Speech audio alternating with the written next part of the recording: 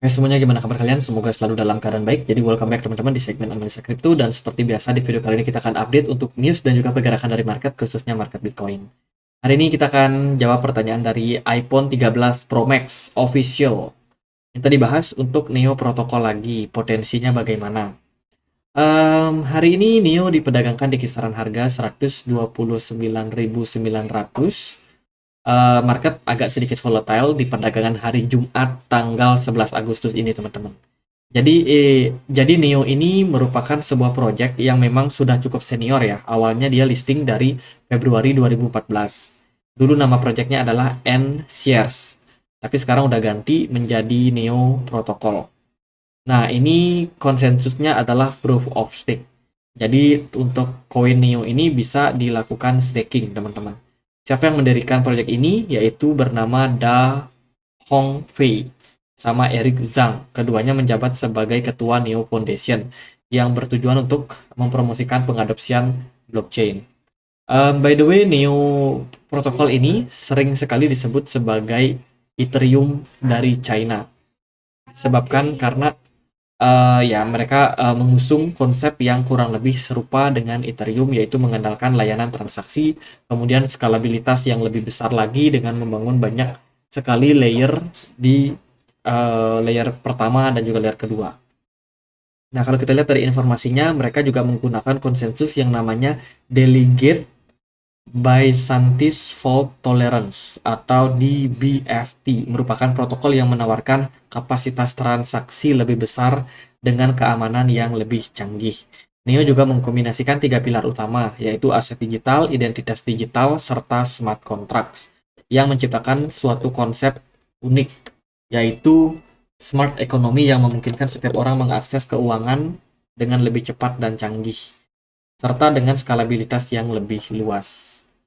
Jadi itu kurang lebih pengenalan untuk Neo sendiri. Kalau kita perhatikan dari websitenya, dari Neo Scan, kita bisa cek jumlah transaksi yang sudah pernah terjadi, yaitu sebanyak 216.000 transaksi. Sangat-sangat banyak. Kemudian ya jumlah address yang sudah berpartisipasi itu sekitar 2,9 juta teman-teman. Oh sorry, jumlah transaksi yang terjadi sudah 216 juta ya. Jadi aku bilang 216.000 ya. Sorry. 216 juta 900 transaksi teman-teman. Jadi sangat-sangat banyak. Ya itu sih teman-teman. Overall sekarang masih tetap jalan proyeknya dan mereka baru aja mengadakan hacktown nih. Ini kayaknya di Vietnam. Ya ada hacktown yang mereka lakukan. Tujuan hacktown ya untuk membuat perlombaan atau kompetisi di mana orang-orang yang berpartisipasi itu berpeluang untuk mendapatkan uh, reward teman-teman. Di samping itu dari Neo sendiri akan mendapatkan pengetahuan baru, kemudian mereka juga akan mendapatkan testing yang langsung dilakukan oleh para programmer di sana ya, sehingga ini bagus untuk perkembangan daripada project Neo ke depannya. Ya, itu sih dari Neo sendiri.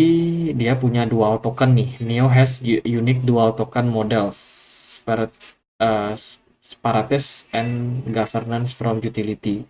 Jadi ada dua token namanya Neo token sama Gas token.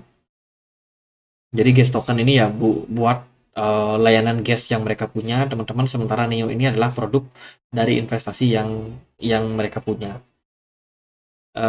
Itu sih dari Neo. Jadi overall memang tujuan dari diciptakan proyek ini adalah sebagai layanan transaksi. Ya, dimana para holder Neo itu tentunya punya potensial untuk gain profit. Mereka juga bisa mendapatkan reward teman-teman dari melakukan staking untuk koin Neo mereka. Kalau kita lihat dari adopsi yang sudah terjadi pada Neo ini cukup banyak ya. Adopsinya udah ada di Amerika, di Brazil, ya atau Argentina maybe, terus di Tiongkok juga of course, di Shanghai, ya ini di Shanghai di China, kemudian ada di Saint Petersburg Rusia, di Zurich Switzerland, terus juga ada di Spanyol, di Madrid, Rio de Janeiro Brazil. Ya itulah adopsi daripada project dari Neo ini. Kalau kita perhatikan dia dari CMC teman-teman, supply maksimum Neo ini ada sekitaran 10 juta Neo. Sementara yang terilis di market sudah sebanyak 70%. 30% lagi masih bisa di-create ke depan dengan posisi pasarnya dia sudah sangat luas, ada di Binance, KuCoin, kemudian ada banyak exchange yang lain, Huobi Global, Bitfinex, Bittrex, OKX, Gate.io. Jadi untuk likuidasi saya rasa nggak ada masalah untuk si Neo ini. Ya itu sih beberapa data yang mungkin teman-teman perlu untuk ketahui dari Neo. Kalau kita lihat dari Twitter, selain Hacktown, mereka juga cukup memperhatikan ya bagaimana perkembangan dari dunia blockchain, teman-teman. Jadi selain Hacktown tadi di mana namanya di Vietnam, teman-teman mereka juga ngadain di Jepang. Ini di Tokyo ya, ada Neo Hacktown Tokyo. Kemudian ada di beberapa negara yang lain, teman-teman. Artinya apa? Artinya Neo ini sekarang lagi fokus ekspansinya di bidang community, di bidang masyarakat luas ya untuk adopsi kripto. Jadi ini bisa dibilang mereka udah cukup untuk development projectnya. Kemungkinan mereka sedang mencari bakat-bakat baru nih, teman-teman, untuk diajak join di komunitas dan juga di developer daripada Neo. Ini ada di Tokyo. Kemudian mereka baru aja berpartner juga sama CoinEasy, Neo Blockchain Partner to Elevate Neo APAC Hacktown. Jadi semuanya berupa Hacktown. Ya itu sih banyak proyek-proyek yang mereka sedang kerjakan di bidang komunitasnya untuk saat ini. Mereka disupport oleh banyak investor, ada Block Venture, Astronaut Capital, Chain Royal Venture Capital, DigiChain, dan lain sebagainya.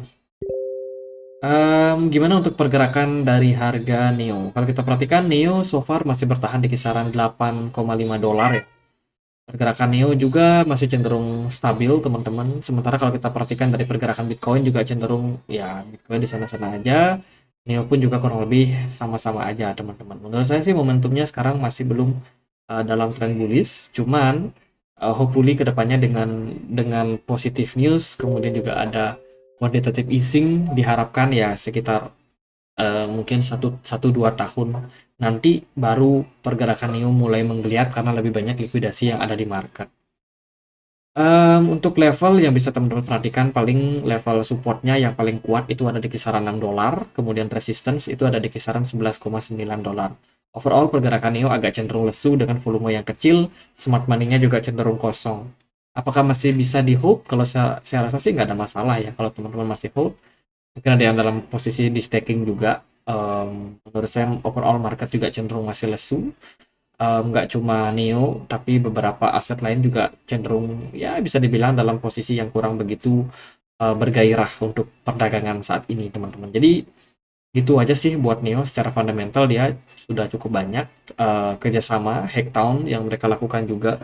Mereka juga belum pernah punya jejak digital yang buruk seperti kena hack, belum, teman-teman. Jadi bisa dibilang untuk sekarang ya aman-aman aja untuk Neo. Padahal mereka udah ada dari 2014. Jadi gitu aja. Semoga pembahasannya bisa bermanfaat dan akhir kata saya Andri. Makasih.